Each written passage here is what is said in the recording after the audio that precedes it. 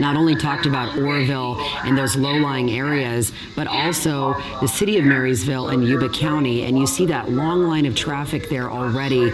It's going to be interesting to see how they get everybody out at one time. Obviously, just from where Dave first saw that traffic closer up to Oroville, it had backed up for at least 3 miles. And so now all of these cities are getting out at the same time, and we're going to have to figure out where these folks are headed, many to the evacuation center, but north and east as well. And our meteorologists here are tracking some of the levels of the dam right now. They're tracking some of the deterioration, and we're also getting info from our producers as well as far as where we are headed next. And we are at the top of the hour, and we are continuing to follow breaking news in Oroville. You're watching KCRA 3. We begin with breaking news. Good evening, and thank you for joining us. We are following breaking news out of the Oroville area, where the emergency spillway right now could potentially be failing at any moment now. DWR officials put out the notice around 4:30 this afternoon, saying that there was some sort of erosion on that emergency spillway, which was activated just yesterday morning because of all the water that has been collecting in Lake Oroville. Earlier in the week, on Tuesday, was when we originally noticed the damage to the main spillway. There was a point where they cut off the water to kind of inspect that area, but really there isn't much they can do at this point because of the ongoing threat of more moisture. We are in the middle of winter right now. We're going to be seeing several rounds of wet weather, and they weren't going to be able to get to that hole, make repairs until later on this summer. And of course, just moments is up in Live Copter 3. So Dave, even though you're heading home, you're seeing the effects even further down. Definitely. We're over Highway 20, just coming up on the outskirts of Marysville here. I'm going to have Andrew go ahead and tilt up. You can see there's a lot of water that borders that street right there. But the evacuations here are being taken seriously as well. And as we get into town, you'll see an even more traffic backup from lights. You'll see that there are emergency vehicles guiding people out, telling them it's time to leave town. We have mandatory evacuations here in the Marysville area as well as the Oroville area. So I'm looking all through town. As a matter of fact, you can see the bridge between the counties over the river up and to our right, Andrew. So if you go in through downtown, off to the right, there's the bridge right there, and you can see both bridges are full of traffic as well. So everybody is heading to the north and to the east out of town here.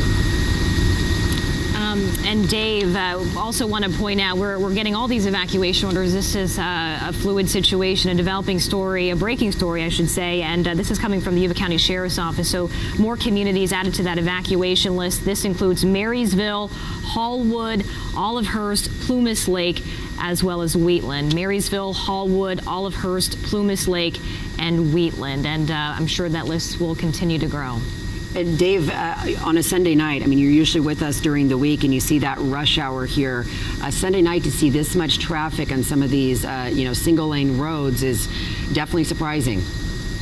Well, to see this much traffic in an area like out here in Marysville is highly unusual. Now, we'll see this in Sacramento, maybe on a Friday night we'll see traffic this thick, but we're definitely not going to see it unless there's something major happening, which there is. And remember, this area did have a flood in the big flood a few years back, but right now I'm seeing a lot of evacuations happening. I'm seeing it, Andrew, if you'll go up, I want to show you how far back out over the Yolo bypass area. So keep going up and follow the traffic way out there, Andrew, out into the water area, and you'll see that this traffic is coming. It's going to keep going to the right, and we'll pick that road right back up. Keep going right. You'll come into it. There it is. So this is all of the traffic that is getting out of town both directions. You got the folks that are heading to the west and the folks that are heading to the east. So we're definitely getting everyone out of town in Marysville. I'm looking at pretty much all of the streets have heavy traffic in Marysville right now. Dave, you were just at Oroville Dam just moments ago, and again, for folks who are just joining us, Dave is heading back to Sacramento because there's not any light left and he's running low on fuel. So we know that you got to get back. But on your way, just kind of describe what you saw tonight versus what you saw yesterday morning when they originally let that water come through that emergency spillway. Well, that emergency spillway, actually what happens there is it tops. The water comes up to a certain level, and it's designed to just spill over. They don't have any control of that. You've heard Dirk talk about how it's uncontrolled, and that means that they have no way of regulating what exactly is going to come out of there. So what regulates it is the inflow. And once we got there, we just started watching that water spill over, and you could still kind of see the brown behind it of the earthen berm right there. And it was just slowly coming over there. The catch basin underneath it was very empty, and Mark Finan and I were talking about how that had to fill up and then kind of spill over the road that led to the parking lot. Now, what's happened since I was here yesterday is that basin not only filled up, but it eroded away that road, broke through that makeshift levee, if you will, and continued all the way down. We saw the broken guardrail there. We saw the road has been pretty much washed away. Then we kind of saw why this is happening. The lake got so high that it covered that parking lot and began to spill over the dam on the north side. And once it did that, which it wasn't designed to do, the water started cascading down. And one thing I was noticing, and we'll look at those shots a little bit later, but right at the northern edge of the emergency spillway, you see a lot of white water coming through there. That's going around the emergency spillway, and when you get high pressure like that, that's going to erode things from the side. So that's really what is kind of making this structure so weak at this point. But right now there is a lot more water coming over that than there was. I can certainly see the concern, and while we're flying home, I am seeing traffic that is just backed up every direction in towns that we normally don't see heavy traffic in ever. Well, they want to make sure that we get this emergency evacuation order out the best that we can through television. We know the DWR, different sheriff's agencies at CAL FIRE, everyone doing their part to get this warning out, to get to higher ground. For many, that means to Chico and a couple evacuation centers to the north. We have mentioned not just the areas around Oroville Dam, but also further downstream. Kathy mentioned Marysville, Hallwood, Olivehurst, Plumas Lake, Wheatland, and Yuba County, Marysville, all those places that will be affected by how much water is coming down through here. The original advisory that we had got was saying that all of that severe erosion from that emergency spillway could lead to failure of the structure. So we still don't exactly know what that means, how much water is going to be coming out. But as Dave just showed us, and as he's watching traffic right now, folks are heeding the warning. They're getting out because we just don't know how severe this could be. And also getting some information, if you are watching us and if you're living in the Butte County area, looks like there is a number that you can call to get some more information. 211. They have an emergency line set up for folks who have questions about this breaking news story. Also, Yuba or Sutter County residents can call this number as well, 1-866-916-3566. So a lot of different information coming in at this hour as the evacuation order, the list continues to grow. But if you are joining us, these are some aerials that we got earlier today as Dave Allen was flying over the emergency spillway. That's that guardrail he was just talking about that just kind of went over and washed out the road there. And Mark Finan has just joined us in the studio. I know you've been just kind of taking all this in, but give us your perspective on all this, Mark. Well, first, as Dave was mentioning, we were seeing those pictures yesterday morning just as that spill began, and the difference is amazing. And while that is kind of unsettling, certainly, to see that amount of water come down, it is certainly time to be talking about the possibilities of downstream and who needs to be taking precautions. So here is the Feather River that comes comes down through Oroville. So we're really talking about the areas near Highway 70. So it would be all of this area between Highway 70 and Highway 99, including the town of Biggs, a relatively small town, but still you could be impacted by it as well. What we're looking at is a rise on the river of at least a few feet. Right now, the outflow, Dirk and I were just checking, the outflow out of Oroville is right around 100,000 CFS.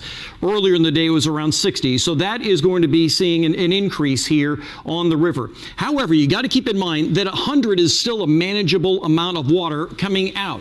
The channel capacity here is 210. Now, I know we can all get bogged down with CFS and what that means in terms of gallons or how much water, but just think about the raw number itself. If right now we're talking about 100 and the river itself can handle 210, you get the idea that 100 is still a manageable amount of water that can come down here, but we are going to see a rise.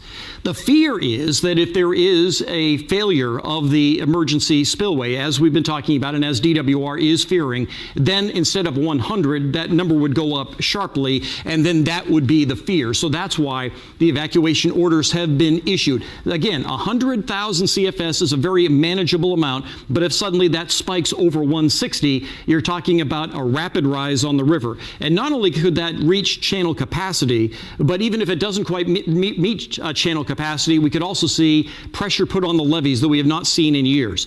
Along the Feather River in 1997, when they had to release a lot of water in that flood event, we did see a flow come out of there of 160. And again, just keep in mind, channel capacity 210, they put out 160, a manageable amount. But even at that time in 97, the town of Oroville was evacuated just on a precaution because of the fear of a levee failure. And I think that may be part of the issue here as well, that a higher flow could put pressure on those levees all along the Feather River and all the way down toward the Gridley area.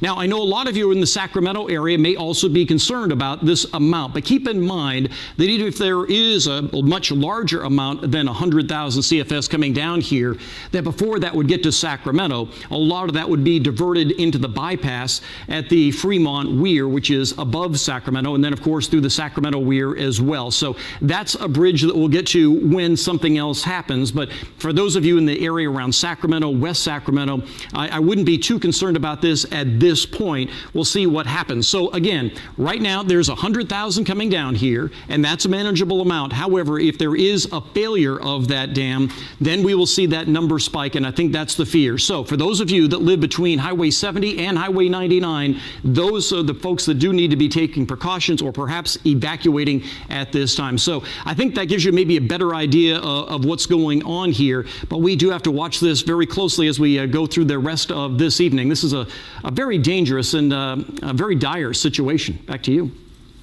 Mark, thank you. And as you're doing your thing, we're getting info in about some of these other areas under immediate evacuation. Live Oak, is that Live Oak, Yuba City? Yeah, Live Oak is just a little bit to the south of the Biggs area. Yeah, okay. Dirk, if you could move that the map up for me here. So yeah, here's Biggs. Live Oak is right down in here, right at the county line, the Butte County, Sutter County line, right here. There's Live Oak right there. So that's just to the west of Highway 99.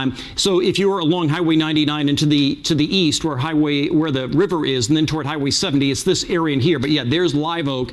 And if you're west of Live Oak, I think you're in much better shape. But to the east of Live Oak, those are the communities we'd be concerned about. And then all the way down to the south toward the Yuba City area as well. As Dirk continues to scroll the map for you, there's the Feather River meeting down here in Yuba City and Marysville, and where the Yuba River comes in. So it's this area and to the north that we'd be most concerned about. Yes. Right, Live Oak, Yuba City, Nicholas, and they're saying now the county of Sutter, all communities, Feather River, Yuba City Basin, which is exactly where you're pointing to. Yeah, and then Nicholas is farther downstream down here. Now, if you're Nicholas, you'll have a much longer warning. We'll have to put together some math here to figure out how long it would take for that water to get all the way down toward the Nicholas area. But you'll have much more of a warning than those in the town of Oroville. If there is a failure, then Oroville is going to be impacted very, very quickly, within a matter of an hour or two, I would think. And then, of course, it would take longer for that water to get downstream to impact areas like Yuba City as well as Nicholas. But if you're in one of those areas that's being advised to evacuate, the farther north you are, the closer you are to Lake Oroville, the quicker you need to get out. If perhaps you live in Nicholas and you're worried about it, maybe what you do is you just kind of get everything together and kind of keep an eye on it and pay attention to everything that's happening. Because if there is a failure, and I'm guessing that we will know about a failure immediately, that you will have, then that would be your time to go. But again, the farther south you are, the more warning you'll have before the water would actually get to your area, your neighborhood, your town. And you talked about 70 and 99. Dave Allen is over with Live Copter 3 right now, looking at you're in Oso, Dave. Right, just crossed there, just past the point where 70 and 99 join. You're looking at Highway 99 now. Now, you are seeing some traffic that goes north. They're presumably following 99 north. But I can tell you that a lot of that traffic out of Marysville and other areas in the low-lying area, those are the brake lights that you're seeing, or the tail lights that you're seeing heading into Sacramento now. This is the kind of traffic that we're, not used to seeing on Sunday night. This is more like Friday night, Saturday night, and more between the hours maybe of 5 to 6:30, about that on the weeknights. So a lot of folks that are heading into Sacramento from the northern areas tonight. And because of the increased amount of traffic right now, because of all the evacuation orders, CHP is about to open the southbound lanes of Highway 70 to northbound traffic. So just want to let folks know that law enforcement in that area trying to accommodate all the folks who are leaving their communities right now. And if you're wondering why Dave is over traffic right now, he's heading back to Sacramento. Even if he was at the dam, you wouldn't be able to see anything, obviously, because light has gone, and Dave needs to get back with fuel levels. But you see really just the impact that this is having all the way down south, as Mark showed us on the map. That we started out with a pretty serious evacuation order, emergency evacuation from Oroville to Gridley, and they were just talking about those areas there, and then it stretched to the city of Marysville, Yuba County, and then we got that next list that showed Hallwood, Olivehurst, Plumas Lake, Wheatland, Live Oak, Yuba City, Nicholas, and all communities in that Feather River, Yuba City basin, all right now under mandatory evacuation notices. So with all these folks getting out at the same time, you see emergency vehicles trying to help with traffic and maybe open up those extra lanes there. And there are also evacuation centers that have been open. It looks like the list continues to grow. So we have the Silver Dollar, the Fairground in Chico, 1303 10th Street in Colusa, and also the Camelot Equestrian Park in Oroville. So folks can head that way,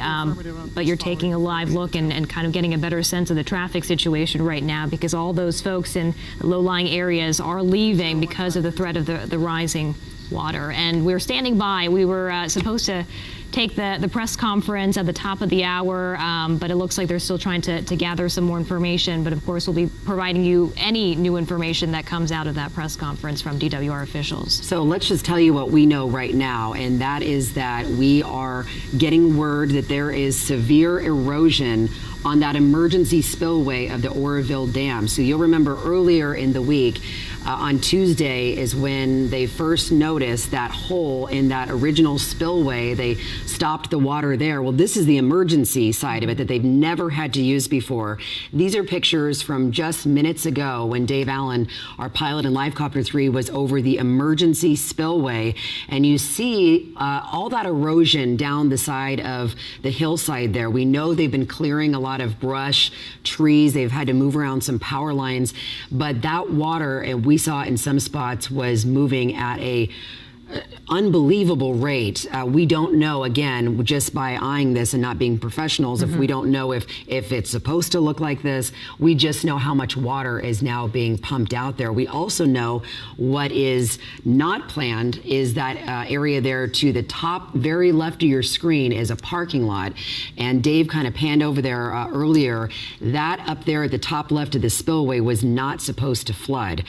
We've seen here right now, this is a roadway that is completely washed out.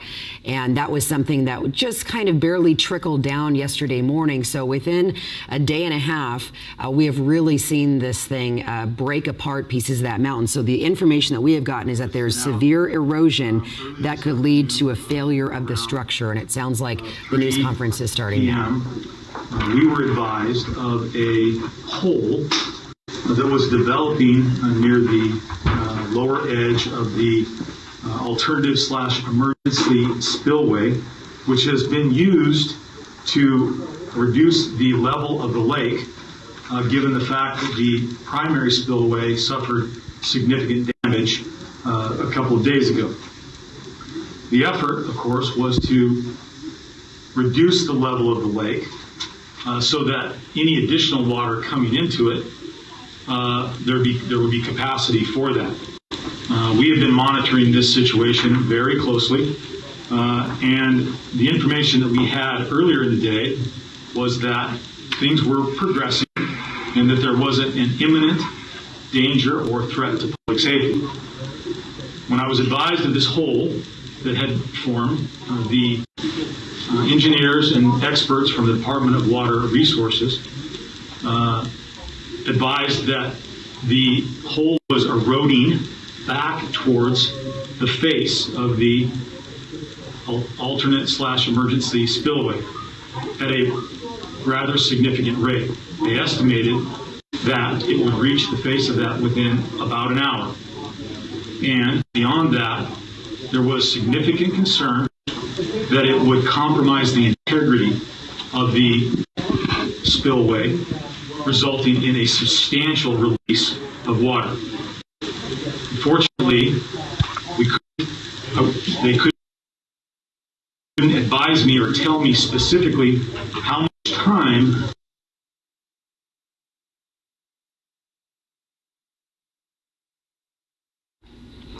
that would take. Okay, we're going to stand by and So see. we had to make a very, very critical and difficult decision to initiate the evacuation of the Oroville area and all locations south of that.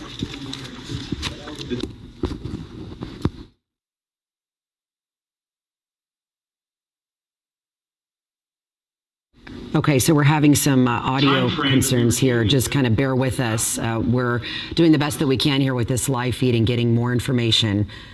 See if we're getting anything else out of here. Mere hours. And I couldn't risk. Okay, sorry that it continues to cut off, but just to recap, we heard the biggest piece of information. The biggest piece of information was that there was a hole found in the lower edge of the emergency spillway, which activated all the evacuations and prompted all this water to cascade over the emergency spillway. On the left of your screen are live pictures of a press conference that just started moments ago, but we are having some technical issues. Around 4:30 this afternoon is when DWR officials notified us of the problem of the erosion that was happening on the emergency spillway, which was activated for the very first time in its history, 48-year history, just yesterday morning. And these are pictures that Live Copter 3 got earlier today. So let's listen in back at the press conference in progress. So he took this rather significant. So basically what he's saying is we try to get this to work. And again, this is just a feed that they're sending. He's basically saying that the reasons why he has evacuated all these people from different areas because of that erosion, pretty serious erosion at the emergency spillway, they are prepared for the worst. And so they have evacuated all sorts of areas, which we are going to have on our website, on our app right now. Again, Oroville, also Gridley, City of Marysville, Yuba County, Hallwood, Olivehurst, Plumas Lake, Wheatland. Than to rely upon or potentially sit and hope for the solution. About 10 minutes ago, I got another briefing. In that briefing, the Department of Water Resources staff, who were monitoring the situation closely, the experts, told me that the erosion that caused all of this concern was not advancing as rapidly as they thought. That's a very good thing. Secondly, there is a plan currently in place which would hopefully plug that hole. That would include using helicopters to drop bags of rock into the crevice and prevent any further erosion.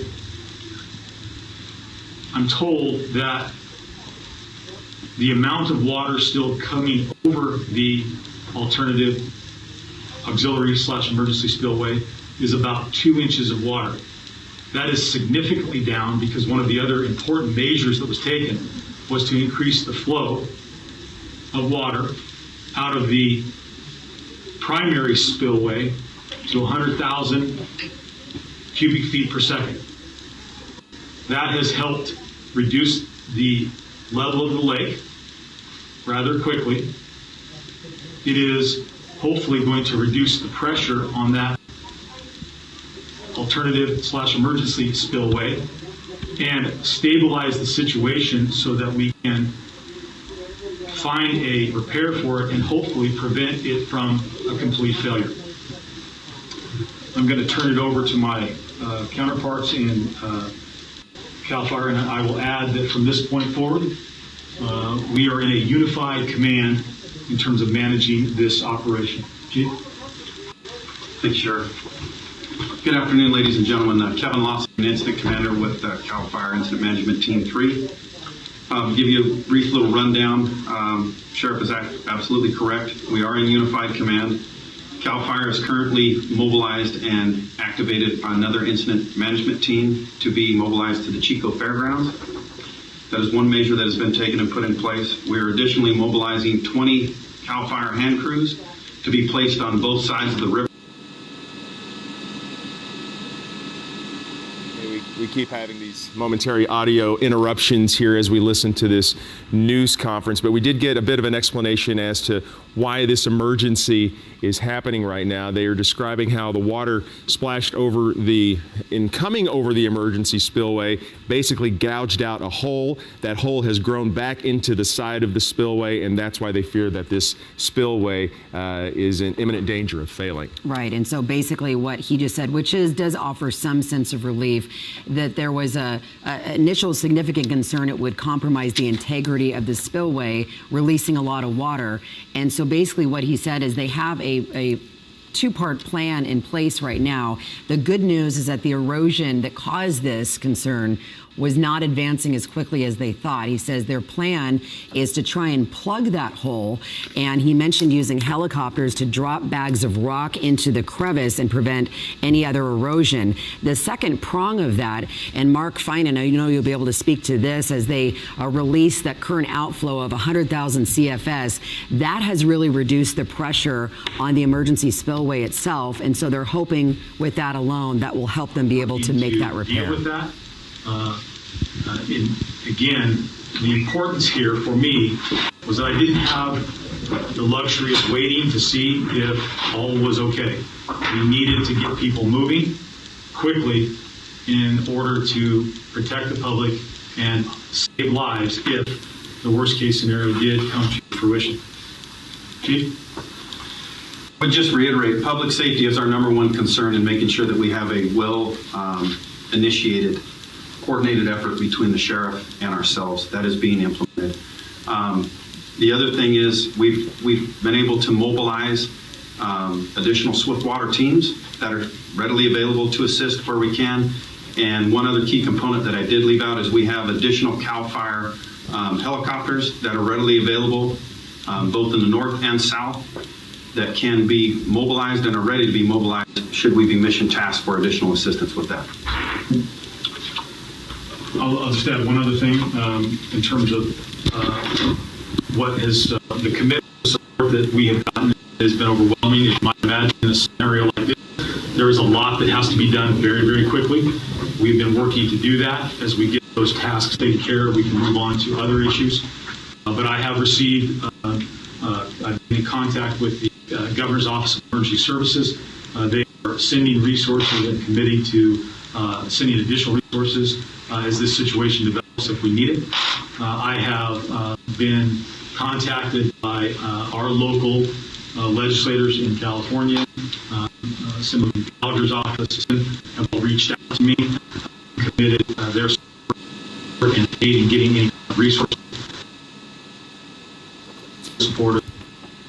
Again, we're trying to follow the news conference as we continue to have a few audio glitches there, but we're learning a little bit more about the response to this emergency. And while we have a second, I just want to let people know, if you're trying to evacuate right now, this is from Butte County Public Safety. The CHP is about to open the southbound lanes of Highway 70 to northbound traffic, so people can get the heck out of there. It's much like you would see in a hurricane evacuation situation. And just to let you know, too, our chopper has landed, but shot these pictures here moments ago. That parking lot on the top left that flooded out, that was the original piece of concern, at least for Dave Allen, our pilot, who had seen this original release yesterday. And again, these are pictures of the situation tonight before sun totally set. And Mark Finance here now, our meteorologist, as you're looking at these pictures, we knew that some erosion was part of this plan, but now knowing that there is a hole up there that they're going to have to fill, it seems like there was a silver lining in that all that water that's coming off now is certainly helped to take off some pressure of the dam itself. Well, and as Dirk and I have been mentioning, they did increase the outflows out of the main spillway, the broken spillway, up to 100,000. It had been around 50,000, 55. So they increased that, trying to draw the lake down. Now, Dirk and I were doing the math on how much was coming out of the auxiliary. Now, for a while, now keep in mind it's that concrete berm. For a while, it was about 1.5 feet that was coming over there. Now it's down to about 6 inches. And at the current rate of the outflow, Dirk and I kind of did some quick math, and it's probably about another hour and a half to 2 hours that the lake will drop below the level of the auxiliary or the emergency spillway. So at another, let's say by about 8 o'clock or so, we shouldn't see water coming over the auxiliary anymore. However, at that point, they'll most likely be able to get in and then inspect what's going on in there. Now, keep in mind, it's going to be a muddy mess on the dry side, if you will, of that. But then they'll be able to go in and inspect and to see just what sort of damage there may be. Now, it might end up being like a levee, and this is going to be the worst case scenario I'll point out right now. If, let's say, there is a hole or an area that's been eroded on this side of the auxiliary spillway, it may act like a boil in a levee. So that's one of the things that they're going to have to watch. So even after the water stops coming over the top, which should be in about another 2 hours, there may be water seeping under, and I think that's going to be the big fear, because if that's the case, like I said, it would be just like a levee, and that you'd see the erosion underneath the auxiliary spillway. I don't know how deep that concrete goes, but that is going to be probably the one thing they're going to look at even after the water starts coming over the top. So, but at least once the water starts coming up over the top, they'll be able to get in there and get some work done, not just from helicopters, but actually people on the ground. Also keep in mind that spillway, I know the pictures from the chopper don't give it really good perspective, but that thing is 1,700 feet long, and that's almost 6 football fields, if you will, so that's a long stretch. So any part along that 1,700-foot stretch could have some erosion to it, and that's what they've got to check. So even though the water may stop coming over the top in another couple of hours, I don't think we're going to be quite out of the woods just yet. So there's that perspective. I mean, from this perspective, it doesn't look like that's 1,700 feet long, but it is. And as Kelly was mentioning, that area in the top there, that's the parking lot. Now, in one of the press conferences we had earlier this week from DWR, that when they were talking about the need for that, they said that parking lot, which is a boat ramp parking lot, that would go underwater. And that's indeed the case. But because this has never been used, because the lake has never been this high, it went up to 902.5 or 902.6, and the top is 901. It's never been this high.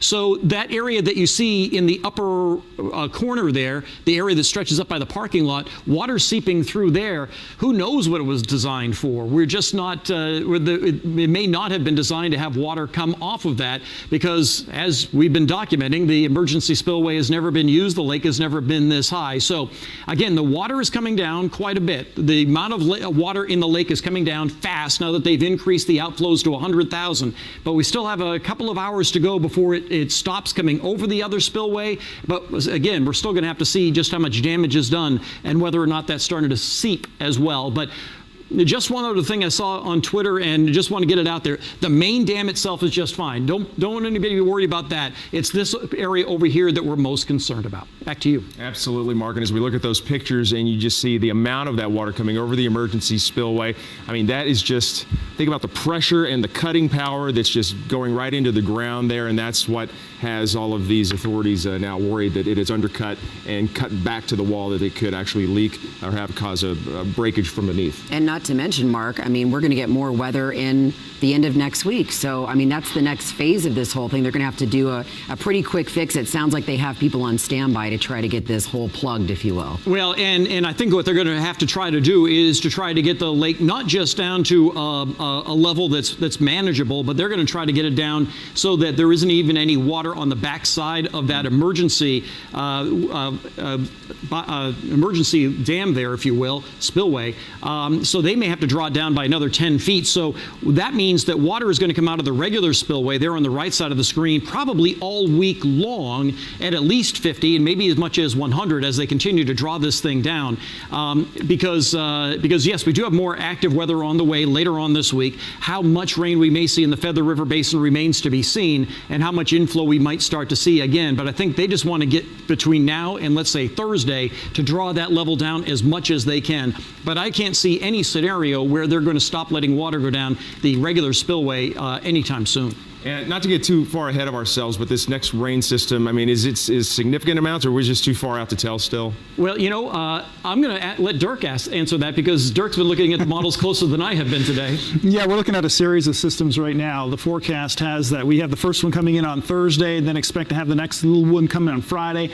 The first one, we could see between a half an inch to an inch of rain, and you translate that. That's for Sacramento. Now, you translate that into the foothills, and you're talking several inches of rainfall. And so from just the first system, we're going to get a significant amount of rain in the mountains and the hills that, of course, feed into the Oroville Reservoir. And then beyond that, we have another system, like I said, on Friday. Then we have another one coming in on Sunday and Monday. And so there's these storms that are lining up. And so we are looking at the possibility of having a very similar amount of water that we did with the three systems that came in this past week that we had that caused a lot of this. So, well, Dirk, let me ask you. So, again, you've looked at the stuff tonight more than I have earlier today. It looked like they might be a little bit colder than last time. So instead of, I mean, what do you think the snow levels will be? Because that's an important factor. That is an important factor. And the first system coming through on Thursday, it looks like snow levels will be more than likely 6,000 to 7,000 feet. Okay. After that, they drop down closer to 5,000 to 6,000 feet. And so we do have some colder air with those second wave, third wave, fourth wave that's coming through. The first one, though, still looks a little warm. But so we won't have all the runoff and the snow melt that we had with this last system, right, where it was so warm. But we are still expecting to have a lot of water with this. So even though we don't have the snow melt happening, we are going to still have a lot of water coming down the hill. Right, but Gulston, you know, just to compare though, last week between I think Sunday and Friday, the Feather River Basin had anywhere between 12 to 18 inches of rain over the course of that week. So foot and a half of rain, plus we had snow melt. So that contributed to the huge inflows we saw for an extended period of time. So that's part of what got us into the problem here, that we saw the levels come up and then the spillway got broken. It's just been a domino effect. But if this next time the snow levels are lower, then that would reduce the amount of snow melt. So the inflows wouldn't be as high. But still, as I was saying, you know, it doesn't sound like there's going to be a scenario where we're going to stop seeing water come down the regular spillway, the broken spillway, anytime soon. Okay, gentlemen, thank you so much. We do have we want to go back to the news conference. We have a soundbite that we want you to hear. When I was advised of this hole that had formed, the engineers and experts from the Department of Water Resources advised that the hole was eroding back towards the face of the alternate/emergency spillway at a rather significant rate. They estimated that it would reach the face of that within about an hour. And beyond that, there was significant concern that it would compromise the integrity of the spillway, resulting in a substantial release of water. So that was a quick bite of that news conference that we just watched with DWR, also folks there from CAL FIRE, a lot of different emergency services obviously working together in this. They are assessing the situation by the hour. They have local and federal safety engineers on scene working on this problem. But again, what he was explaining there is why they call that emergency evacuation, because they just didn't know how serious that erosion was. If the spillway could in fact fail, we've got all sorts of problems. So again, what he was saying there is that there is a hole in the lower edge of that emergency spillway. There was some concern that it would compromise the integrity of it and release a lot of water. And so now basically their plan is to plug the hole. They're going to bring in helicopters to drop bags of rock into the crevice and try to prevent any other erosion. There are choppers on standby right now. And again, all sorts of hand crews being mobilized with CAL FIRE, and the current outflow, as you saw just from this video from moments ago, all that water coming down is helpful in a sense that it's releasing some of the pressure so they can kind of get in there and get a better gauge of where they're at.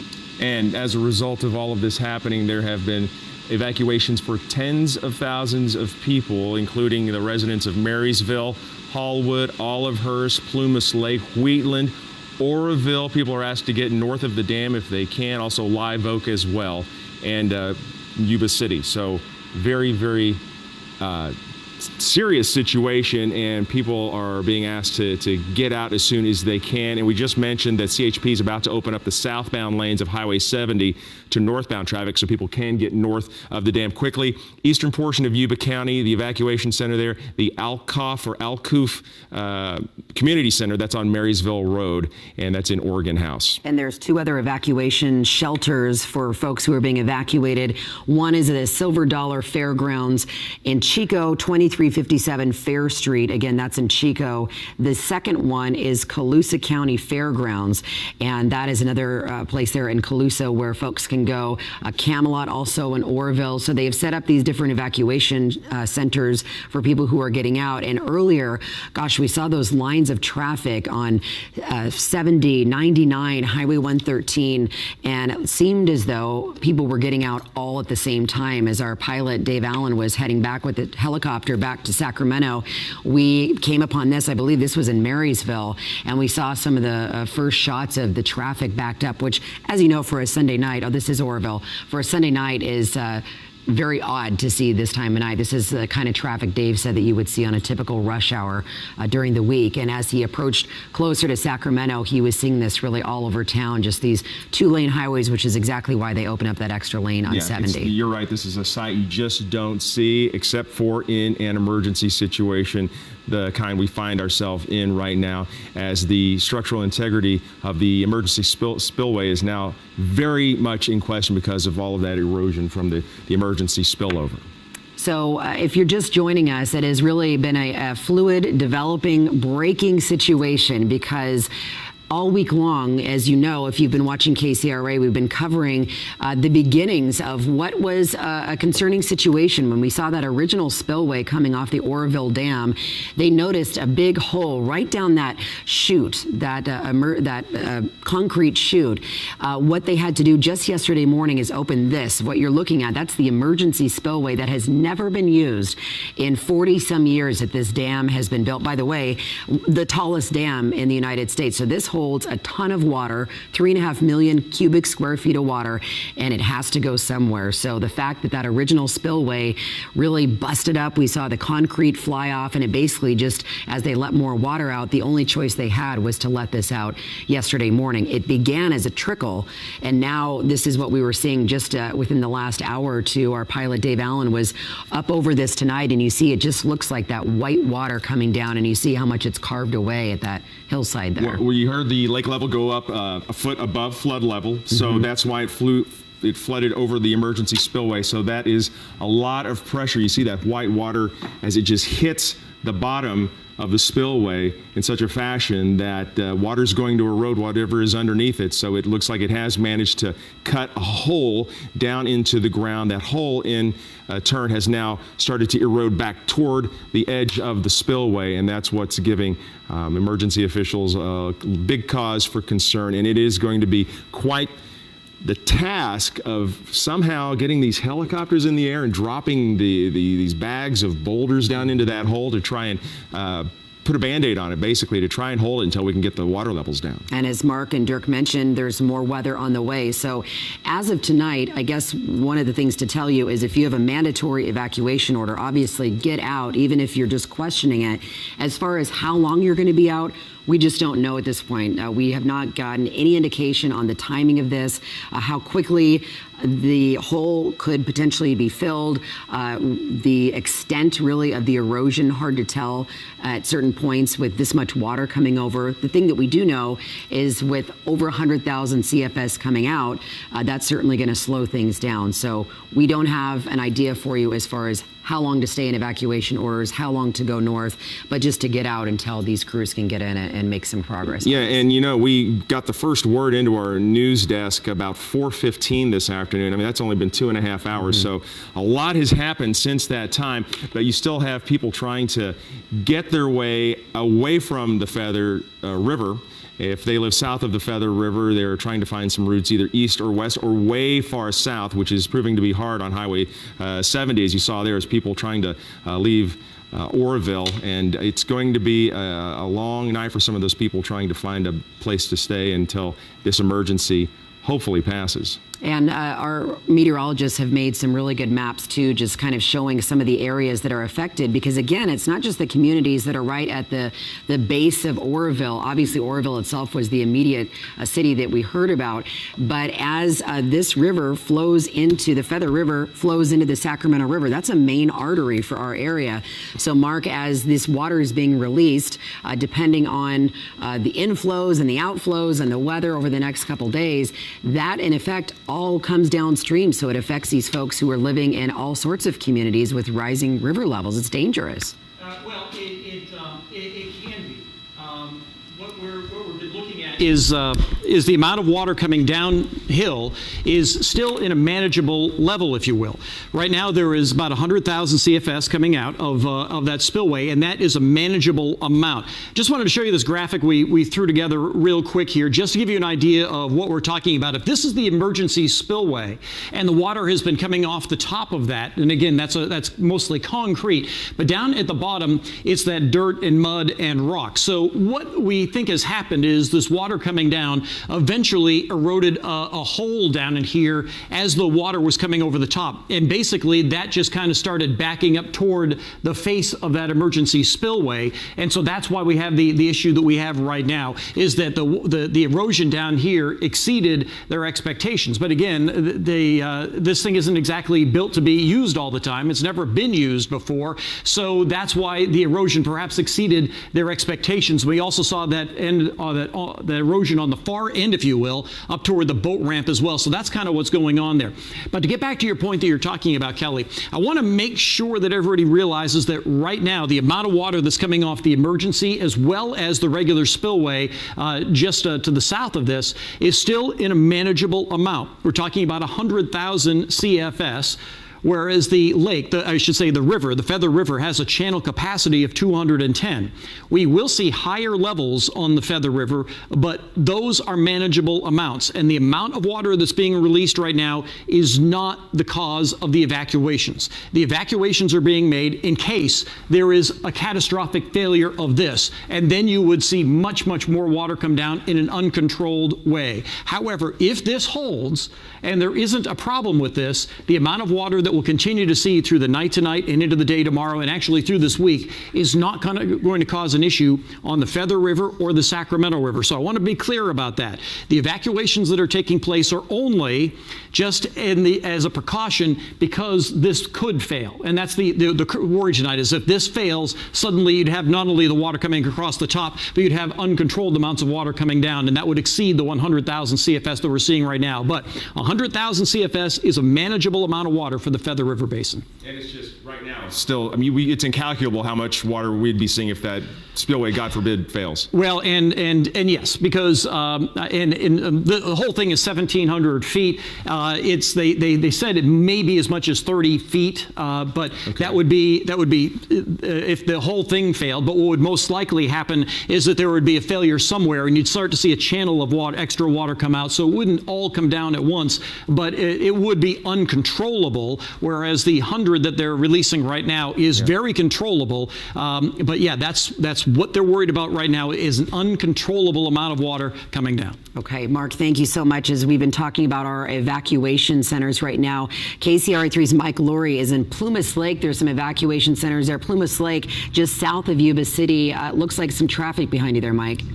Yes, Kelly, there's a lot of traffic. Let me set the scene for you. We are here at the Plumas Lakes gas station, and you can see this huge volume of cars behind me as people are getting in line trying to gas up before they head south out of town. And take a look and see how far this line goes. It goes all the way here right to the freeway, and you can see where Highway 70 is, and there's a long line of people just snaking their way in, people trying to be patient, and it goes all the way around the corner. We've noticed a huge procession of traffic heading southbound from Highway 70, many people gassing up and coming here, and I can tell you from talking to some of the folks here that they need gas, number one, and they got out quickly as soon as they heard the words, and they said, look, we got to get out of here south of Marysville, head to different locations. We talked to people that are heading to Fair Oaks, others are going to Sacramento, others to Roseville, others don't know where they're going yet, but they just know that they have to flee and flee in a hurry as a precaution, just to make sure that they are safe in the event that something happened. But take again a look at these lines here, people gassing up, and most of the time people have been pretty patient. We are starting to hear some bad words and some tempers here as people get a little frustrated with the long lines, but that's probably to be expected. But this is, a situation, again, we're about 12 miles south of Marysville. People starting to get a little sense of urgency. They want to get out. They want to have gas in their tank so they can get a full ride to wherever they need to go. So we're going to continue to talk to people here and get a scene for you and report back as soon as we can. But this is what we're seeing right now here in Plumas Lakes. Reporting live in Plumas Lakes, Mike Lurie, KCRA 3 News. Hey, Mike, this is Golston. Back here at the station, they're wanting to see if it's possible maybe you can talk to somebody while they're waiting in their car. Sure. All right. Yeah, let's see if we can do that. I know it's a stressful time for these people. Good. You're live on Channel 3. Tell us where you're from and where you're going to. Plumas Lake. We're heading down to Natomas.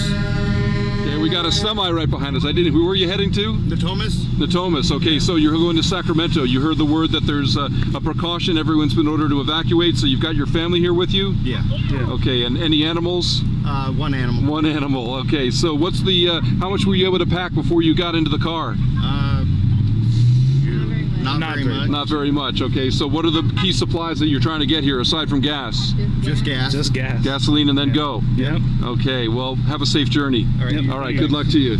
So we've heard that from a lot of folks. People don't have a lot of supplies. This is something that happened obviously very suddenly, but they want to make sure that they have all the precautions and all the proper wear that they can take, and so they're here in line for gas, and that's what the order of business is right here in Plumas Lakes tonight.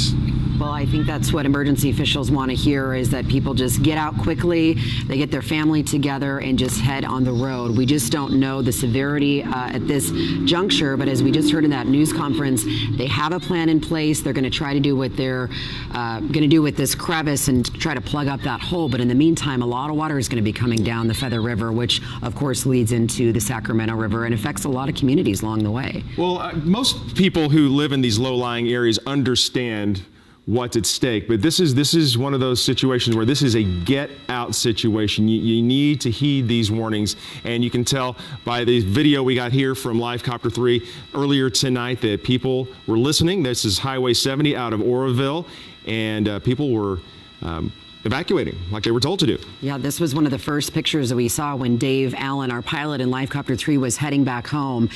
Basically, he saw this all through the area on the way to Sacramento. He came up on Marysville. He looked at Yuba County, and in every direction, folks trying to head north and just to head to higher ground.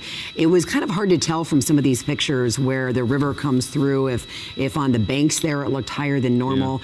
Yeah. Obviously, closer to Oroville, that was certainly the case. but further downstream, we just don't know the effects this is going to have yet. Let's go back to Mike Lurie right now. He's been able to talk to a few more people in Plumas Lake trying to gas up so they can try to evacuate and get to safer ground. Mike. Yeah, we're going to try to talk to some other folks. Hello, folks. You're live on KCRA 3 tonight. Where are you from? Where are you going? I'm from Oliver's. Okay, looks like we lost Mike. So technical issue there. We'll try to get him back as soon as possible. I did just get this from somebody here, Kelly. In Glenn County, Office of Emergency Services, the sheriff now in Glenn County opening an evacuation center. That's in Orland at the Glenn County Fairgrounds, and that will be open here in just over a half hour at 7:30 tonight. The address, if you need to get there, is 221 East Yolo Street. So now we can add this to that list of evacuation centers. Yes, and head to our website and our app if you're, I'm sure folks in their car are looking at that. We are updating a list because this evacuation center list is growing for all different areas, Oroville, Colusa, Chico, and now this latest one as well. So certainly check out the website if you're looking for a spot there. As we kind of go back to some of the video that we shot before, I know if you're just joining us, you're probably curious as to what the situation looks like tonight. This is part of just below the area of that emergency spillway that they opened up just yesterday morning. And you see it just kind of eroding down this hillside. This hillside there, by the way, it's supposed to do that. The part that it wasn't supposed to do is that top left part. That's the parking lot that's now underwater. They hadn't planned for that, but we know through the end of the week, crews were out there mitigating, basically. They were taking out trees and big boulders. They were moving some power lines around because they knew that the water was going to have to go somewhere. They kind of created these little, there you see, just kind of like carved into the side of the mountain there. It's like little channels. Yeah, and so this may be what it's supposed to look like. Right. Now, I know this is video here, but when you saw across the top there, across where the emergency spillway is, Mark mentioned that this is a big spillway there. It's 1,700 feet long, and the water coming over there is just basically jackhammering the ground right underneath it, just constant since the flow started yesterday morning early.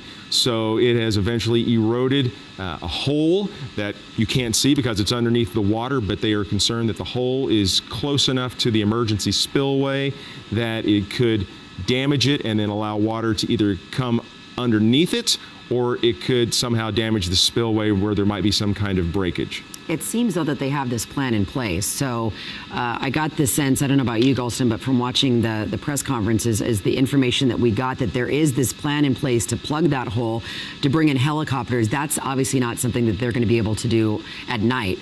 I can't imagine that they're going to be able to do that. So it didn't seem like they were going to try to work on this hole immediately. Right. So we don't still know the timing on this, but they just wanted to explain the severity of this and if you were under a mandatory evacuation to get out. Again, these are pictures from earlier tonight. Obviously, crews are still assessing the situation, looking for different parts of this emergency spillway, if it's working correctly or not. And now we know that erosion underneath.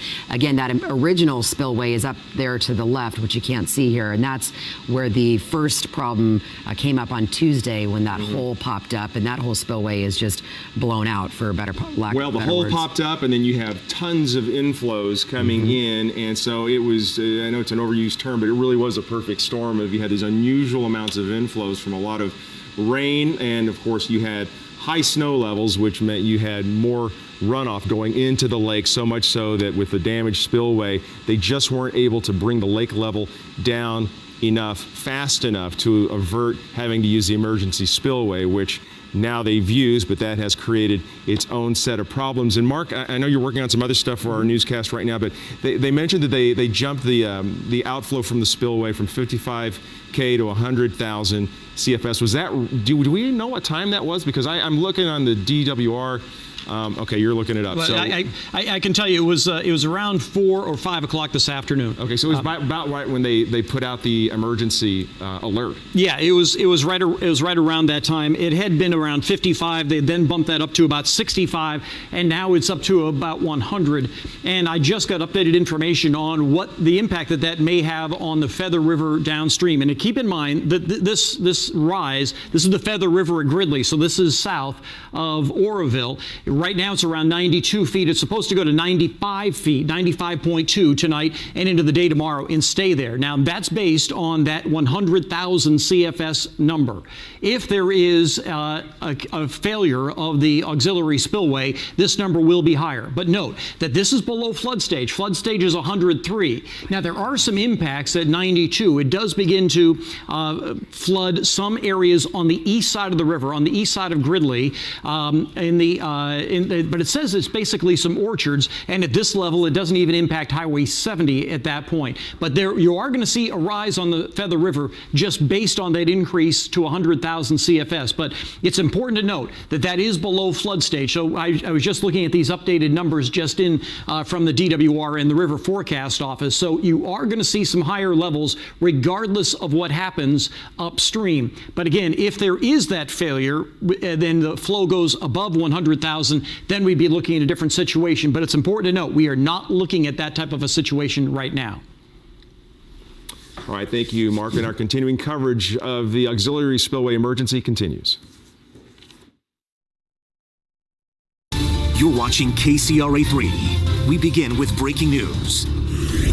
Thanks for joining us this evening. I'm Kelly DeMarco along with Galston Dart, and we are bringing you this breaking news out of Butte County. There are evacuation orders in so many different cities right now because of the Oroville Dam. Areas like Oroville, places like Marysville, Yuba County, Olivehurst, Wheatland, places all down south of Oroville are now being mandatory evacuated because there was a developing situation with the auxiliary spillway. That's an emergency spillway at the dam that we now know had some pretty severe erosion. And so the DWR and other agencies are very concerned that this could have potential major impacts for flooding in cities further south. But they do have a plan in place. They do. State, local, and federal safety engineers are currently on the scene there where this is happening.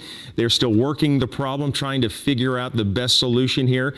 So it's still really in a triage stage. However, we have gotten a little inkling of what they plan to do. So the water that rushed over the auxiliary or the emergency spillway dug a hole right beneath where the water fell, and it's now that hole has gotten so big that it's could compromise that spillway. So now they've talked about bundling up boulders to be brought in essentially large sacks via helicopter to drop them in there to try to abate the continuing erosion. We were not given a timeline, I don't think, on when that would start.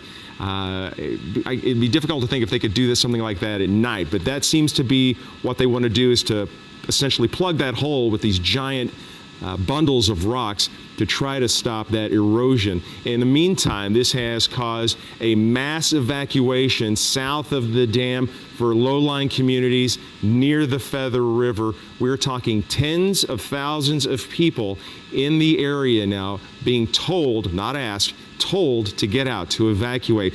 That has put a big stress on a lot of the area roadways. We saw this people, and this is 2 hours ago, people trying to get out of Oroville on Highway 70. It has only gotten busier since then. It has, and we've now seen evacuations. A lot of the highways, 70 and 99 especially, have just been jam-packed. We saw folks earlier trying to gas up, waiting in line for that to get to higher ground. Many people heading east and north to different areas depending on where they're coming from. But the list of mandatory evacuations continues to grow from Oroville to Gridley.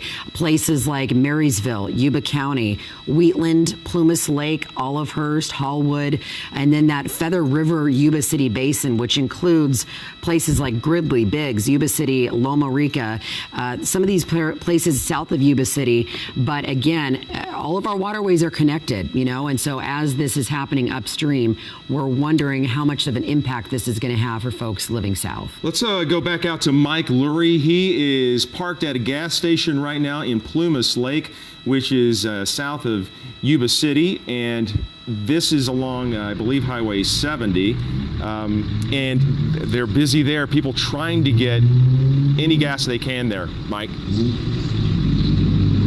Right, that's we're here at Plumas Stop and Shop, the busiest place in town right now, where folks are trying to get gas. We have Philip here live. Philip, you're live on KCRA3. Tell us where you're from and where you're going. From Plumas Lake here. Basically just got done packing up the trailer full of our household goods, everything that's important to us, and we're heading down to Citrus Heights. My parents live down there, so hopefully my diesel will make it. Obviously I'm not getting diesel right now, so you can see there's big huge lines to get in, everybody trying to get on the road and head south to safer places. Yes, definitely. So hopefully I can make it down to the next gas station, get some diesel, and make it safely. I got my family behind me and the other cars. So how about your pets? The pets are with my Hey, Mike, wife. tell you what, hang on just a second. Sorry to interrupt. We'll be right back to Mike in a second. We do have some new information that we need to get to our viewers.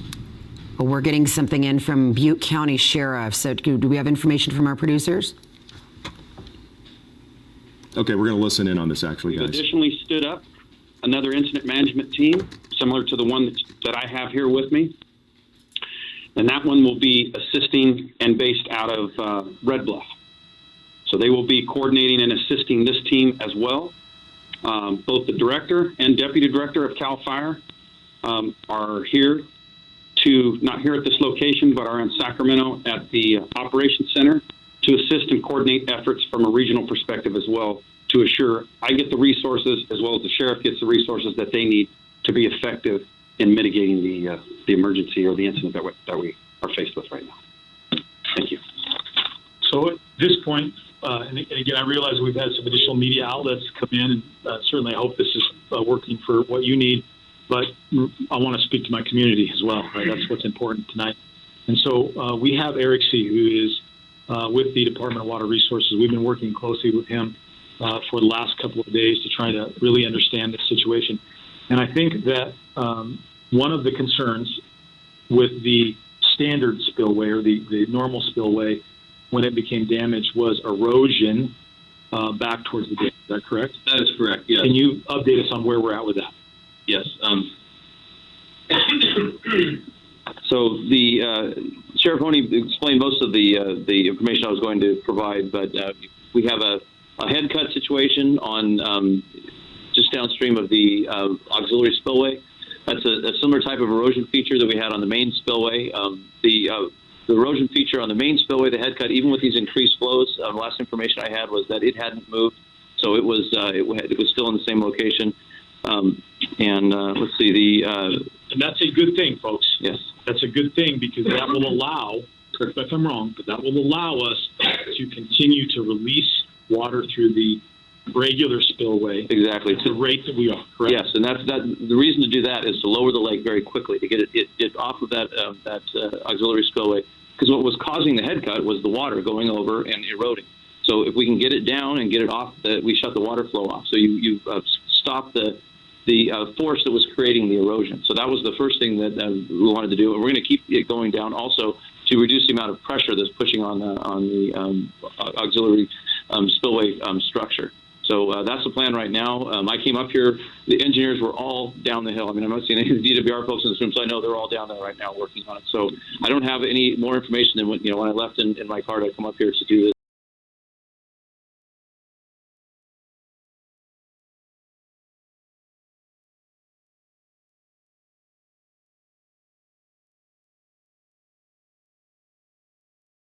It's just off to the side of the damaged one that we saw earlier this week. The damaged one is working just fine. That's where they increase the flows, and that has allowed so far the lake level to drop. Concern. We are seeing some erosion on that auxiliary spillway. So it's hard to make sense of this, but we've got the auxiliary spillway. That's the one we're concerned about. The damaged spillway that had the big erosion earlier in the week, that's actually running just fine. That's what has allowed the lake level to drop. They'll try to keep those flows up during the week because we are going to see more and more rain. A quick look at Futurecast shows you tomorrow, no, there is not any rain in the forecast. There's not any rain for Tuesday, and most of your Wednesday will likely be dry. But by late Wednesday into Thursday, another round of showers. Thursday looks to be the wettest storm The good news about storms this week is they are much, much colder. So that means areas well above Lake Oroville will not only just see rain, we will also see snow. So that does not drain immediately into the reservoir and would not cause quite as much concern. So because of that, I'm going to show you as far as what we're expecting rain totals. I don't have this map all drawn up. We've been on the air for hours, but I want to just kind of show you quickly what we're expecting as far as moisture. You can see anywhere from 1 to 2 inches in and around Lake Oroville, and then also just above. As you get into some of the higher elevations up here, though, you will see snow. So again, several inches of rain possible in that area. This could increase as we make our way through the week, but right now it looks like several storms headed our way once again. That's been the trend really all year long. When we have storms, they seem to come in a series. So here's a quick look at your 7-day forecast, and you'll see best chance of showers again will be Thursday. They will likely be heavy, linger into Friday, and then another round Saturday into Sunday. As far as these storms, though, again, they will be cold. That means more snow. That is good news. We won't see as much rain spilling into the reservoirs. But again, they're going to try to empty as much water as they can in preparation for what is headed our way. Guys? All right, Christina, thank you. I want to update you with some information now about some more evacuation shelters. Placer County Fairgrounds is now an evacuation center for the Oroville Dam. And just a little while ago on their Facebook page, the Marysville Police Department added one more area to theirs, the Alcoff Center, Oregon House. That is also an evacuation center. And they wanted to reiterate, too, on the Marysville Police page that if you're unable to transport yourself to one of any of these evacuation centers, that the police department has opened up a staging center, and that's located at the Habitat for Humanity on 202 D Street. If you can get there, if you're unable to get out of the city, then they're going to have buses. You can get on the bus, and they are going to be leaving the city from there. So again, we have 2 new evacuation centers to let you know about: Placer County Fairgrounds and the Alcoff Center in Marysville, and again, the Habitat for Humanity on D Street if you can't get out of the city. And we are now hearing from Governor Jerry Brown. This is his first statement since this situation has unfolded. I'm going to read it for you right now. He says, quote, "I've been in close contact with emergency personnel managing the situation in Oroville throughout the weekend, and it's clear the circumstances are complex and rapidly changing. I want to thank local and state enforcement for leading evacuation efforts and doing their part to keep residents safe. The state is directing all necessary personnel and resources to deal with this very serious situation." Once again, the first statement from Governor Jerry Brown on this incident at the Oroville Dam. Also, Mayor Darrell Steinberg tweeting out not too long ago that Sikh temples in Sacramento are open for people evacuated around the Oroville Dam. He's told that they have food ready and all in need are welcome. I can go through a couple of the locations. 4600 Pell Drive, that's in Sacramento. 6221 16th Street in Rio Linda. 7676 Bradshaw Road. 2301 Evergreen Avenue, that's in West Sacramento. There one in Manteca, 4640 Woodward Avenue. So we'll get these posted on our Facebook page. We'll get them on our website. We'll get them on our app. Also in Stockton, 1930 South Grant Street. So once again, Sikh temples in the Sacramento region, they are now open to people that are evacuated, and food, everything people need, they're welcome. They're not saying anything, obviously, about animals. So if you have pets, you might not qualify for this specific area. It's interesting that we just heard from Governor Brown, too, because it was just this weekend that we heard there was a request from the federal government, to the federal government, rather, to get some funding for storm cleanup. That, obviously, before we have these evacuations in place. So that should be interesting. Want to send it back out now to the dam. Ben Deasy's live for us. Again, I know we've been going to Ben throughout the night. Ben, what are you seeing now? Now appears that if they do this airlift procedure they've been talking about, ferrying rock and stone into the breach, into the corroding parts of the spillways, they will wait until morning to do that. It makes a lot of sense. Visibility will be much better. But I want you to take a look at the piles of stone behind me. Something interesting here. You can see this stone is broken down into 2 piles. A pile right in front of you that's just being dumped out right now. very large diameter, large stones. Obviously, fewer of those can fit into each of the airlift bags they are preparing. And just over to the left of that, a second pile, much smaller stones, much finer material. Now, if they do intend to try to patch holes in the embankment, the spillways themselves, both those grades of stone will be useful, and they will want those stones not mixed, but they will want to be able to choose which bags they may need for which particular job. So the filling operation does continue here up in the parking lot above the dam itself. That has been going on all evening. There was a lull in it, but it has started back up again. We do not expect to see helicopters lifting that material toward the dam, toward the damaged parts of the spillway until daylight. But we have seen helicopters circling the area. We have seen some of those spotter missions that the Department of Water Resources has referred to. Engineers up in the air being ferried by helicopter to take a look at not only the dam, but the two spillways in question here, the amount of damage those spillways may have suffered as waters come pouring over them. We just now, a few minutes ago, saw a helicopter circle the entire area with a very powerful spotlight shined on the dam and the spillways, taking a very close look, and we expect to see that activity continue throughout the night as the Department of Water Resources wants to keep an eye on the situation, wants to keep an eye on the erosion that has been happening as a result of the water releases from Lake Oroville, to make sure that no further erosion is taking place and to make sure that the danger isn't increasing. Reporting live from Oroville, Ben Deasy, Fox 40 News. Ben, thank you very much for that. We're going to take a quick break right now, and then we're going to continue our coverage of this breaking news at the Oroville Dam. Yeah, we're going to have a news conference in just a couple of minutes from the California Office of Emergency Services. That's supposed to be at 11 o'clock, and of course we'll have that live. We'll be right back.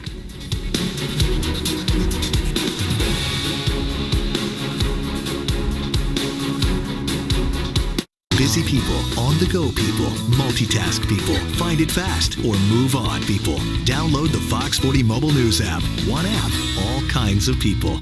News that matters. Coming up Monday morning. We may still be in the heart of winter, but the time to plan summer remodeling is now. Monday on Fox 40 News in the morning, we have a guide for prioritizing that wish list and setting a budget to start that dream home transformation. It's the countdown to the Girl Scout Mega Drop. I'll be live Monday morning as the delivery arrives. Plus, join us in reaching out to kids stuck in the hospital for Valentine's Day, because kids matter. Monday, 4:30 to 10 a.m. on Fox 40 News in the morning. Fresh from the uniquely LA intersection of seafood and street food. El Pollo Loco's Baja Shrimp Menu.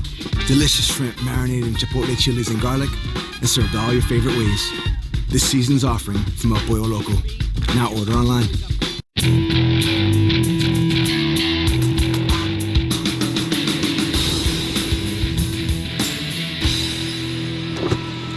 Who says baseball players don't enjoy a rain out every now and then? Ford F-150, the official truck of Madison Bumgarner, and days off everywhere. Buy now and get 0 APR for 60 months plus $5,500 bonus cash at your California Ford dealer now. Want lotion for skin that glows? Skin that glows? My skin gets so dry and itchy, I need serious relief.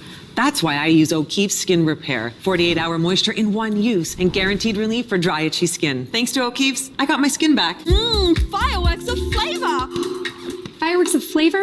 My lips get so dried and cracked, I need serious relief. That's why I use O'Keefe's Lip Repair. All-day moisture in one use and guaranteed relief for extremely dry, cracked lips. Thanks to O'Keefe's, I got my lips back. Introducing the $3 add-on menu. Add 2 large sides, chips and guac, or an entree salad to any family meal of our fire-grilled chicken for just $3. Get your El Pollo Loco $3 add-on today. Now order online. This portion of Fox 40 News brought to you by Lasher's Elk Grove Dodge Chrysler Jeep Ram.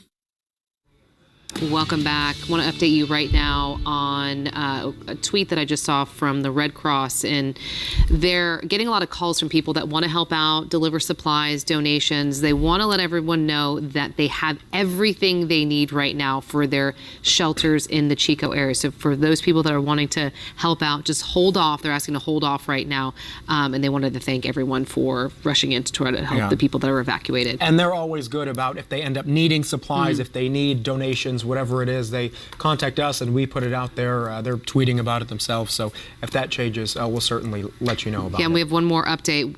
If you're just joining us now, we did get a statement from the governor, and also want to pass along that he did issue an emergency order tonight to bolster the state's response to the situation at the Oroville Dam and to also support subsequent local evacuations. So we're in contact with his office, and we'll bring you those updates as well. Yeah, we've been monitoring, obviously, the evacuations all over the area right now near the Feather River. We're going to go live to Eric Rucker, who was there, was talking to people earlier during that evacuation. Eric, what's the latest from there?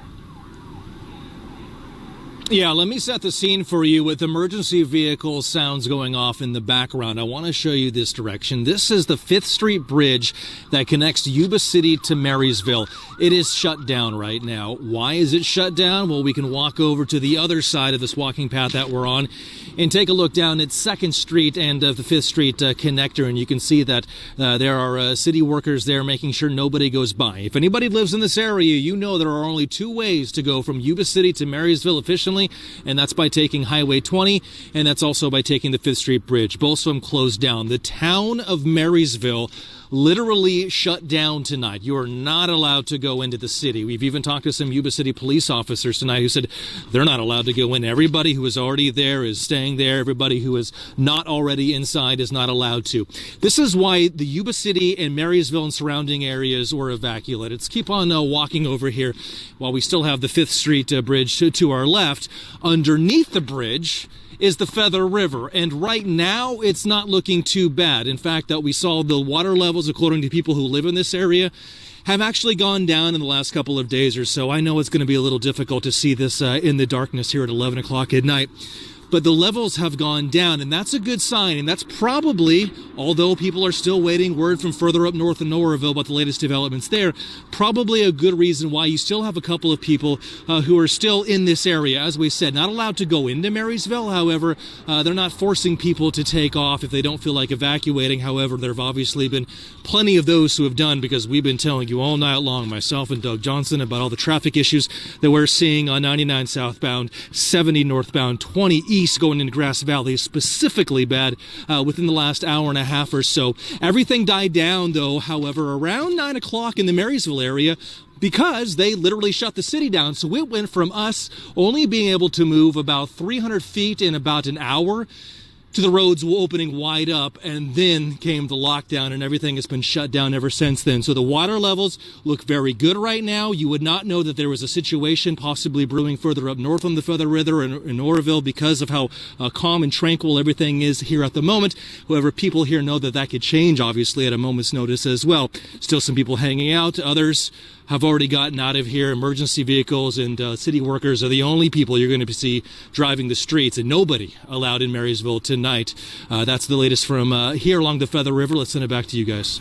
All right, Eric, thank you. And we're going to send it right over to our newsroom right now. Mark Dembski's got more in terms of updates. Mark, what are you hearing? Yeah, just going to recap for everybody out there tonight. The Department of Water Resources, they had their press conference a little bit ago, and they came out with a lot of good information. I think that all of it, at least at this point, some of it anyway, is certainly positive. They need to drop Lake Oroville that you're looking at right now, a good 50 feet right now, to get ready for the incoming storms that are going to be happening later on this week. That is no easy task. Dropping it 50 feet means that they still have to take out a lot of water in Lake Oroville at this point. Evacuation orders do remain in place until a full evaluation of that spillway can determine that the area is safe. In fact, they haven't even been able to access the erosion scar at this point right now. At least that's what they were saying at the press conference about an hour ago. Now that flow over the emergency spillway has ceased tonight. The main spillway continues to be operational, the one that you're looking at right there, and they have assured that there is no damage to the Oroville Dam itself. I know Dennis and Christina have been talking about that all night long, but that certainly is good news. They assured everyone no damage to the Oroville Dam itself. And for us out here in Sacramento County, also Placer and Yolo County, no danger at this time. So that is the recap of what the Department of Water Resources had for us about an hour ago. Joe, Nikki? All right, Mark, and from the newsroom with the updates there, let's head back out to the Oroville Dam. Ben Deasy is standing by. Ben, what's the activity like there now? Well, the activity level is still pretty brisk. You can see that happening behind me. They continue to load those large white bags full of the stones in 2 different sizes to be airlifted, if need be, by helicopter into the erosion scars that we've been hearing referred to throughout the evening. Those front end loaders, heavy shovels, continue to pour that stone into those bags, and then they set those bags aside one by one by one. We have seen dozens and dozens of those bags filled over the course of the evening. And we have seen helicopters in the area a number of times, but for the most part, those missions they are flying tonight are survey missions. They have their engineers and experts up in the air taking a look at the spillways, both the emergency spillway that we understand is having some erosion problems, and the normal spillway, which we know has crumbled under over the course of the past several days with the amount of water that's been coming out of it. Now, water's still coming out of that emergency spillway at a very rapid pace as they try to lower the lake level in Lake Oroville. They anticipate that increased water flow will damage that spillway even more severely than it already has been damaged, and it has basically been obliterated by the amount of water that they've sent over the spillway over the past couple of days. But still, they can control the water with the gates up top, and they are letting water out now to bring the lake level down. We have seen the lake level decrease to the tune of about 4 inches per hour. We've been out here for several hours now, and the lake level is noticeably lower. This airlift mission that they're talking about with these stones behind us, we don't know whether they will in fact put that in place. It is likely now, though, that if they do, they will put it in place in the daylight when they have a much better view of what they're doing, and when they can take a very good look at the erosion scars and try to evaluate exactly where they stand and exactly where that material you're seeing loaded up behind me might go to best shore up these spillways and prevent that dangerous erosion which led to these evacuation orders we saw tonight. All right, Ben, thanks so much. And just want to reiterate the fact that the governor has issued an emergency order to increase the response to the dam. And we're actually going to send it right out now to Doug Johnson. He's live for us. He's been basically following the evacuations since they began a little after 6. Doug, what are you hearing from people now?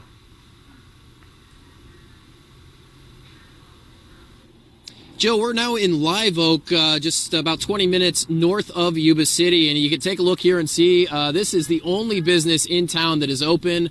The Arco here, people filling up, gassing up. Looks like they got a trailer full of equipment there, and you can see people here at the Super Power Mart and Food, liquor, doing what they can to buy food. We just spoke with a gentleman who told us he's not leaving. He says he's got livestock at his property and he has nowhere to take them.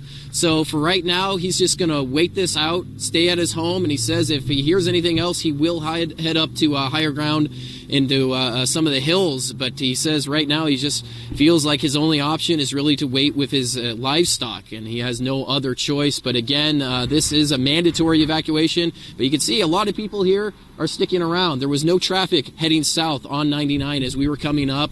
But once again, we reported earlier that 99 North was open in Yuba City.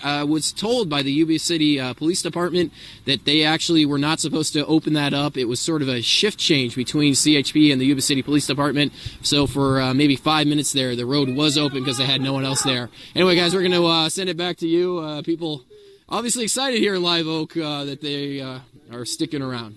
Probably a little stir crazy. I know it's been a day for a lot of those folks right there. Okay, I want to mention too, just before 11 o'clock, we let you know that California Office of Emergency Services is having a press conference. They were scheduled for 11. They're running a little bit behind, but as soon as they begin that press conference, we are going to take it for you live here. And we have Dennis Shanahan standing by. Dennis, we're actually preparing for more rain later in the week, right? Yeah, and that is the concern. Thankfully, we do have the next few days to still allow the creeks and reservoirs reservoirs to recede a little bit. Let's get you through a quick forecast. Tonight, we do have mild temperatures, 50 degrees in Sacramento, 47 in Stockton, 46 in Modesto. Overnight tonight, it will be cold. Early morning plans, dress for the 30s. If you're getting up near sunrise, about 39 degrees for Sacramento, 38 for Stockton and Roseville. Here is the concern as we take a look out into the Pacific. We will have some high, thin cloud cover the next couple of days, but it is this atmospheric river behind that cloud cover that you see right in the center of your screen. That is the next weather system setting up. It'll be a bit colder, so the snow levels, which will start high on late Wednesday into early Thursday, will drop to past levels by late Thursday. So that's good. We will have snow where we did have rain earlier in the week and caused a lot of these runoff problems. All right, as we take a look at your futurecast, Monday afternoon at 3, tomorrow afternoon, high, thin cloud cover, but no showers.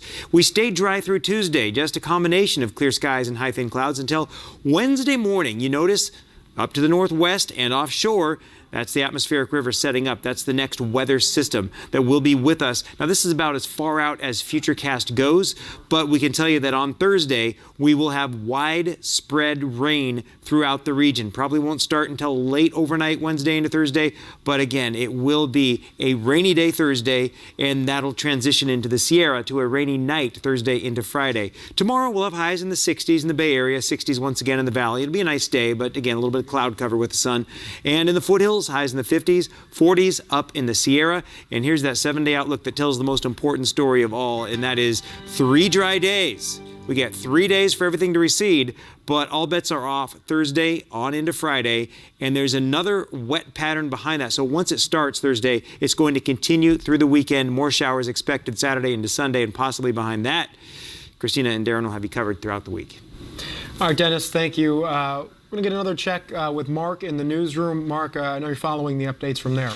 Yeah, I think it's important to point out, you guys, that, we were talking about the number that the Associated Press put out, 130,000 or so that were evacuated. Obviously, a lot more folks in Sacramento County and Placer County that, really were concerned or are concerned if there is a threat to those folks out there. No threat at this time, but I do want to pull up a full-screen graphic that we had made for you. This was put out by the city of Sacramento a little bit earlier this evening, and basically it says, at this hour, the emergency spillway, of course, and we've been telling you this for the last couple hours, is intact. In fact, the lake level is receding. They want to take it down, as we've mentioned, another 50 feet or so to make room for the storms upcoming later on in the week. But the State Department of Water Resources says there appears to be no immediate threat to the Sacramento area, and that certainly is good news for folks down here. State, of course, anticipating that the lake level will be below the emergency spillway, and it is below that spillway at this current time. If there was to be a compromise, it would not significantly impact Sacramento, as the Sacramento River Channel has sufficient capacity to accommodate the increased flows. And again, as I mentioned, 130,000 evacuees already at this point, but a lot of folks in both Placer, also Yolo County, Sacramento counties, they were certainly concerned, as they should be, with what what could come their way if anything were to be compromised. But the city of Sacramento is saying, no problem. They've got the accommodations to make it happen if that situation worsens in Oroville. Reporting live in the newsroom, Mark Dembski, Fox 40 News. Back to you guys. Mark, thanks so much. And we are hearing from Governor Brown. He issued a statement just a few moments ago. He said, quote, "I've been in close contact with emergency personnel managing the situation in Oroville throughout the weekend, and it's clear the circumstances are complex and rapidly changing.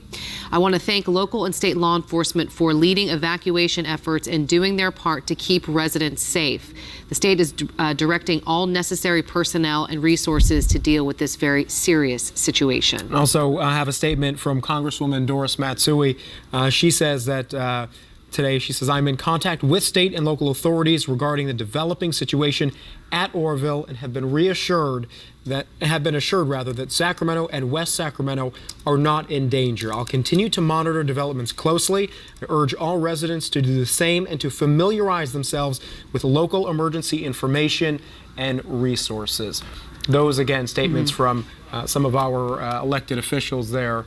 Talking about evacuations now, a number of evacuation centers have been opened up all across this area. We've got the entire list of those on our website. I believe we have them posted up on Facebook, but you just see a couple of them right there.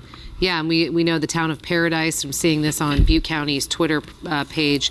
They're saying Paradise has one shelter open, the CMA Church on 6491 Clark Road. So that's an update, and I'm going to click on this list right here and get some more information. But there was some talk, we talked about this, the Silver Dollar shelter, and that was, they were at capacity, but then they had opened up another facility. So there was a bit of conflicting information when it came from the Red Cross, and then we had that press conference earlier. Right. It was at the press conference they said that one was at capacity, but as Nikki said, it was the Red Cross that said they are opening up more locations on the same site.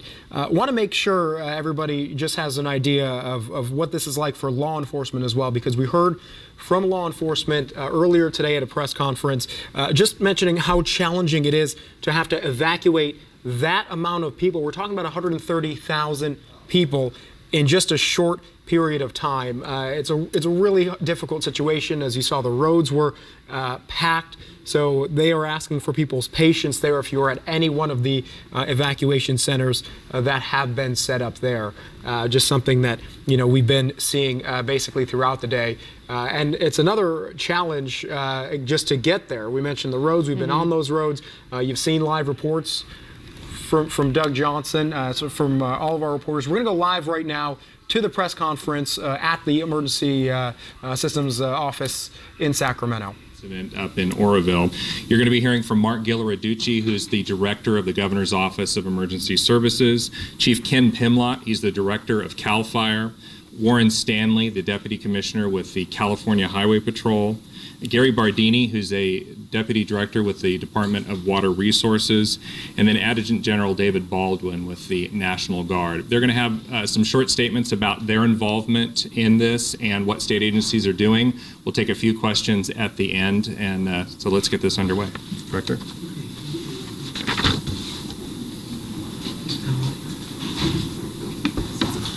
All right. Right, well, good evening, and thanks for your patience. The rest of the folks up here.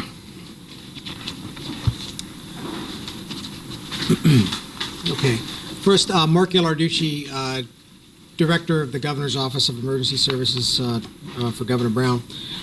Okay, so first of all, thanks for your patience, and obviously, I want to, acknowledge that the situation has been stressful. It's complex and rapidly changing, and so we are doing everything we can in the effort to support Butte County and the local authorities to be able to address most of the displaced folks that have been forced to evacuate as a result of the potential conditions in the emergency spillway. The governor has been closely following all of this and has been in contact with the officials that are managing the incident throughout the weekend, and again has had conversations with us here tonight. Within the last hour, he has issued an emergency proclamation for the situation. The proclamation will give us the ability to take all actions necessary to protect public health and to help the local officials in their effort in doing the same. We also activated the State Operations Center, which you see behind me this afternoon, when the Department of Water Resources realized the problem was developing at the auxiliary spillway. Our 24-hour California Warning Center has also been sending notifications to counties downstream that could be affected by any potential rising water and or evacuations. Our law enforcement branch has also deployed a number of mutual aid law enforcement assets to assist Butte County Sheriff and others with the evacuations of individuals.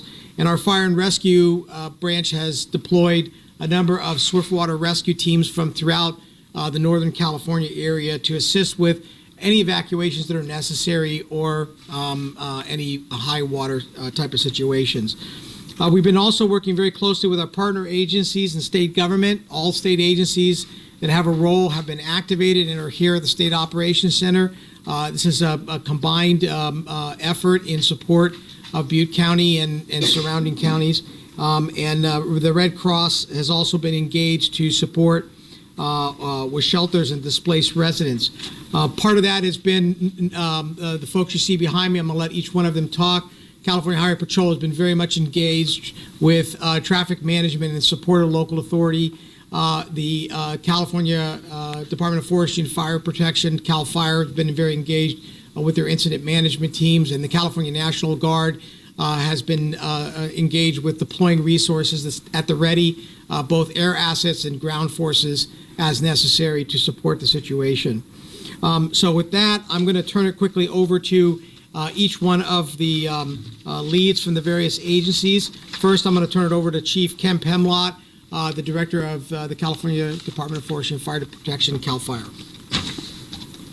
Good evening. As Director Ghilarducci mentioned, CAL FIRE deployed an incident management team to work directly with the Department of Water Resources as early as Thursday evening. We've had an incident management team jointly co-located, engaged, and embedded with the Water Resources, engaging in all of the operations, working towards mitigating the incident.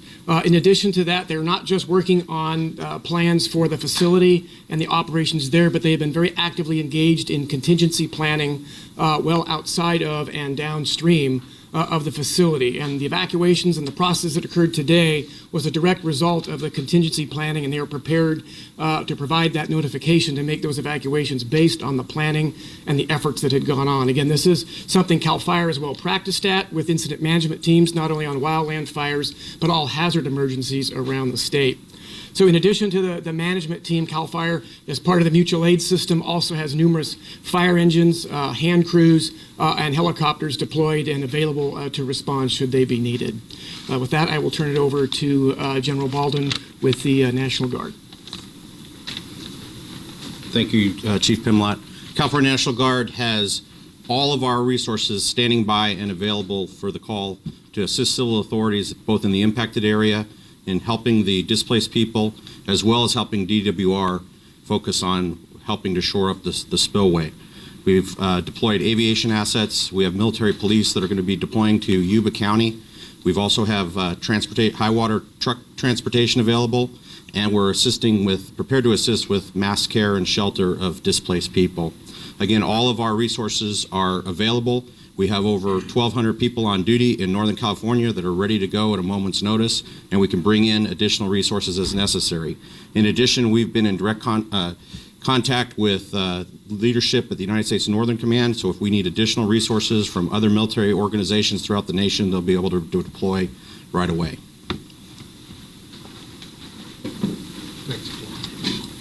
Good evening. I'm Deputy Commissioner Warren Stanley from the California Highway Patrol. And as far as our deployment of personnel, we brought in an additional 100 personnel. We brought in 50 from what we call Northern Division, and they are assisting up in Oroville. They're assisting patrolling the city of Oroville, and they're also helping out the evacuation center. We brought in another 50 personnel, 50 officers from here in the Sacramento Valley, and they are assisting with patrolling in Yuba City, Marysville, Wheatland, Gridley, and Live Oak. They're also helping with evacuation, general law enforcement type services, and any other services that may be needed. Additionally to the personnel, we brought in some other assets. We brought in 3 helicopters that can assist with search and rescue, and also 2 airplanes that can also assist with search and rescue, and also provide us information on traffic control with some of the cameras that they have. And we'll be evaluating overnight, depending on what happens, what our deployment will be for tomorrow morning. Okay, so you can see that really the full power of the state of California has been made available in support of Butte County and the surrounding counties during this situation. Again, the Butte County Sheriff has, and the local authorities have done a great job in being able to manage the situation. These are always complex situations, and all the resources you see behind me have been made available as necessary. So with that, be happy to answer any questions. When was the last time that the National Guard was mobilized? We actually mobilize the National Guard all the time for a lot of different reasons. It's just the levels of deployment, particularly during fire season. The National Guard is tremendously a major partner with CAL FIRE and OES in being able to provide aviation assets, all ground firefighters, etc. We use them on a number of different kinds of occasions. So really, we mobilize them pretty regularly. Yeah, so I would just add that we do missions across the state almost on a daily basis. The last large-scale mobilization, as Director Ghilarducci said, was for wildfires in the past wildfire season. We also mobilized almost 2,000 people to support the Super Bowl.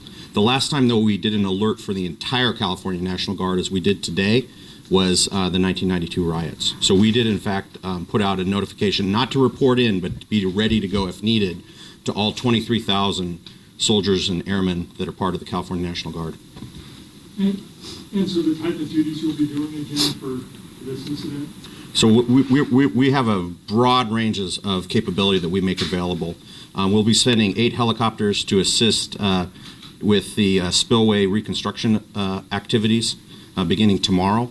Those aircraft will also be available for search and rescue if we have to move into that mode. We're sending military police to assist with law enforcement in securing evacuated areas.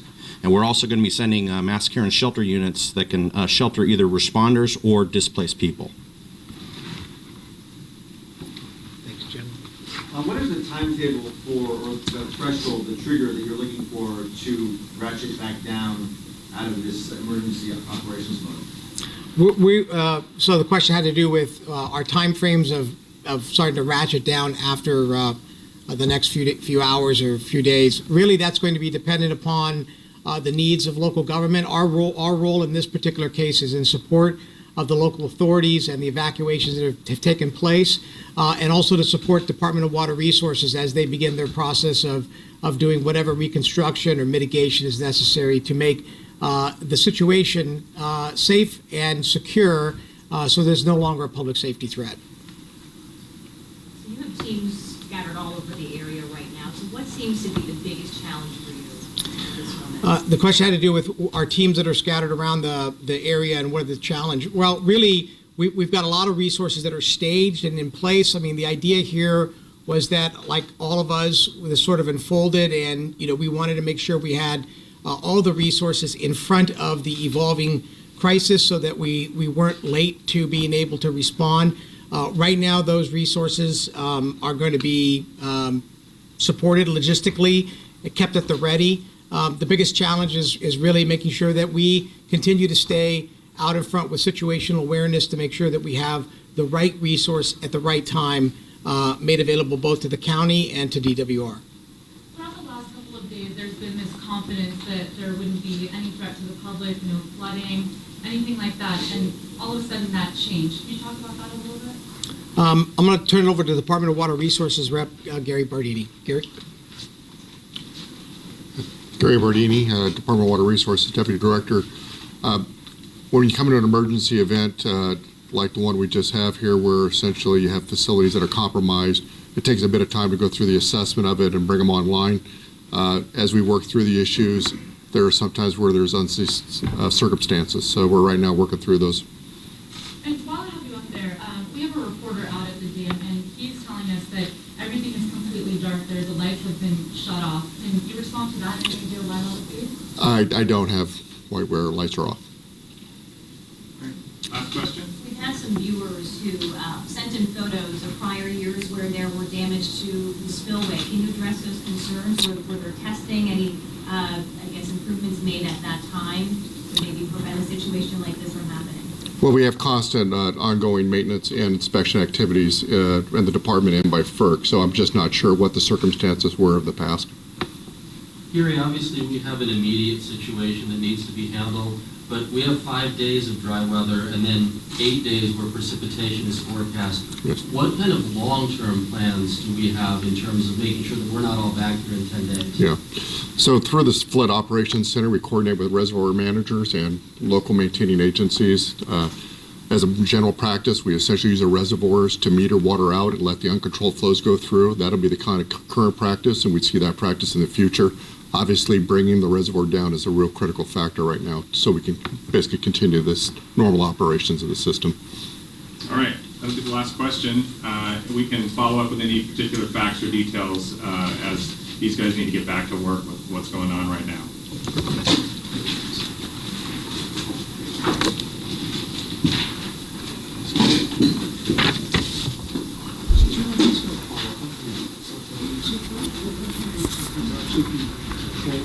So you just heard right there that press conference wrapping up. It was multi-agencies that we heard from, Department of Water Resources. We heard from the Governor's Office of Emergency Services. We heard from CAL FIRE, National Guard, CHP, a number of different agencies working together on this right now, on this effort. That's right, and they talked about the California National Guard being ready to deploy. I believe the number was 23,000 from around the state. They're on standby, they're ready to go, and they talked about being in contact with even more resources at the federal level that will help out as well. Also mentioned that National Guard could provide high water trucks, additional vehicles, even helping shelter evacuees. We have a number of evacuees, and actually that number has changed since we last heard. We earlier reporting 130,000.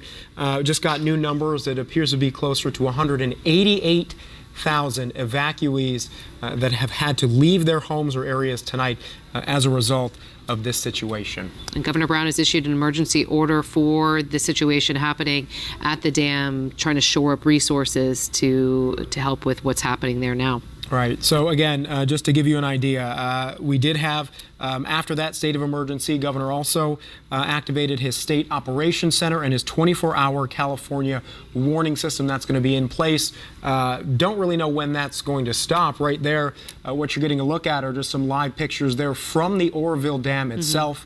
Ben Deasy's been there throughout the day. That effort's going to continue. You see there all those rocks being put into bags and then lifted from helicopter into the area of the emergency spillway, trying to sort of shore up that water. It appears at this point to be working from all accounts that we've heard from officials so far. At this point to be working from all accounts that we've heard from officials so far.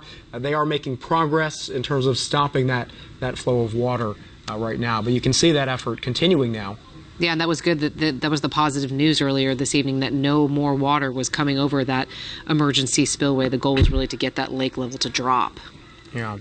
So, again, the situation here still unfolding. This is going to continue throughout the night, but really began around 4 o'clock today. That is when the Department of Water Resources announced that for the first time ever yesterday, after water was released from the emergency spillway at the Oroville Dam, we were announced just this afternoon that there was a potential threat that water could spill over, rushing floodwaters into the Oroville area and beyond. That's why we have these evacuations now in multiple counties. So that's where we are now. We still have people who were evacuating just within the last hour. We've been live on the scene, a number of different highways, Highway 20, Highway 70, 99, as people were still making their ways to those evacuation area sites. Yeah, we talked about, in terms of resources, all across the state, there are agencies that are ready to go. There are agencies that are deploying. We just heard it in that press conference, the National Guard, 1,200 people locally, 23,000 people from across the state ready to go at a moment's notice, all hands on deck. They're really just wanting to be over-prepared in this type of situation. These numbers are really staggering, and actually we've been on the air since 5, but earlier on, probably around 6:30, we did talk to an official. Just wanting to be over-prepared in this type of situation. These numbers are really staggering, and actually we've been on the air since 5, but earlier on, probably around 6:30, we did talk to an official from Sutter County. They were starting their evacuations and mentioned that he'd been working for the county for 9 years, mentioned that he lived in the county 60 years. He lived there his entire life, and I asked him if he'd ever seen anything like this before. He said he couldn't remember. He said this was an unprecedented situation. We knew there were risks. We've been covering the Oroville Dam. We've been covering the fact that they, for the first time ever, were going to release water from their emergency release. So we knew that was something they hadn't done before. we could see complications. Not sure if we were expecting to see this, but this is the situation that we're seeing. And we talked about the unprecedented numbers. The last time the National Guard was deployed like this was back in the 90s. But of course, we're going to continue to monitor this situation. Follow us on Facebook, follow us on our app. Of course, we'll have live coverage starting at 4:30 in the morning. Thanks for joining us for our special coverage of this breaking news. We'll see you back here tomorrow. The Colonel has a plan to start your week right. Every Monday at KFC, get the chicken and corn special for just $3.99. That's a drumstick and thigh, mashed potatoes and gravy, biscuit, and sweet corn cob egg. You the man, Colonel, you the man. Chicken and corn, $3.99. KFC, it's finger licking good.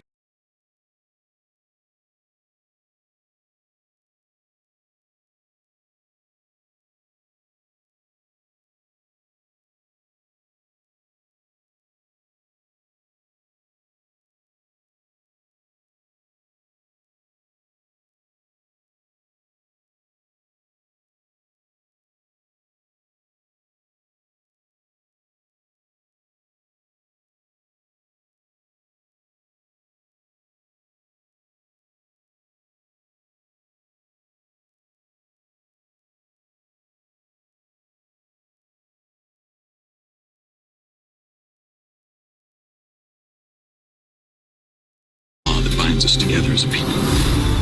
I'm not gonna lose. Don't. This case is why I do what I do. Chicago Justice premieres March 5th on NBC. Be safe. Take care. Today, there is so much information out there being called news. From websites and social media to the cable networks, sometimes it's difficult to know what or who to believe. And that's why we work so hard to be Northern California's most trusted news team. Police have told me that several. When you turn to KCRA 3 News at 10 on My 58, you know we have gathered the facts. We've checked our sources and will only report the information that's accurate. Trust KCRA 3 News at 10 on My 58, where the news comes first. I took my first handful of pills, and that's when all my priorities seemed to change. He would ask to use the bathroom in other people's homes. He just assumed that they would have medication. He'd go in their medicine cabinets and steal prescription drugs. I wish I knew really what these prescription pills were. We were so naive about the whole drug thing. These are all synthetic forms of heroin. Keep your medication locked up because you'll never notice that a pill is gone. Mind your meds. Learn more from the Partnership for Drug-Free Kids.